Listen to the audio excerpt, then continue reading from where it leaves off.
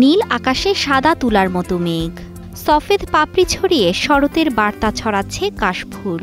সনাতন ধর্মাবলম্বীদের মনে শারদীয় দুর্গোৎসবের দোলা। দুর্গতি নাশিনীর আগমন উপলক্ষে শেষ সময়ের ব্যস্ততা প্রতিমা শিল্পীদের। এবারের দুর্গোৎসবে সাভারে ২১৪টি মন্দিরে অনুষ্ঠিত হবে শারদীয় দুর্গাপূজা। শেষ সময়ে প্রতিমা কারিগররা দিচ্ছে রং তুলির আঁচড়। জীবন্ত হয়ে উঠছে দেবী দুর্গা। মা এবছর গজে চ জলদা দেবী শস্যপূর্ণা বসুন্ধরা, তার আগমন গজে ঘটবে, যার অর্থ এই পৃথিবীর সুখ শান্তি অর্থাৎ শস্য ফল মূলে ভরে উঠবে।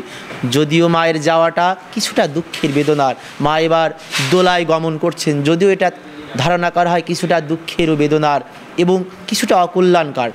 রাঙামাটিতে মণ্ডপ তৈরির কাজও শেষের দিকে। শরতের আবহে সাজানো হয়েছে চারপাশ। আয়োজকরা বলছেন, শান্তিপূর্ণভাবে পূজা উদযাপনের জন্য নেওয়া হয়েছে সব ধরনের ব্যবস্থা। রাঙামাটিতে ৪৫টি মন্দিরে পূজা অনুষ্ঠিত হচ্ছে এবং আমাদের আইন শৃঙ্খলা বাহিনী সর্বদাই আমাদেরকে সহযোগিতা করতেছে। আমাদের এবার পূজা যথেষ্ট শান্তিপূর্ণ পরিবেশেই পূজা অনুষ্ঠিত হবে। ২৮ সেপ্টেম্বর ষষ্ঠী পূজার মধ্য দিয়ে শুরু হবে শারদীয় দুর্গোৎসব। ২রা অক্টোবর বিজয়া দশমী দিয়ে শেষ হবে এই আয়োজন।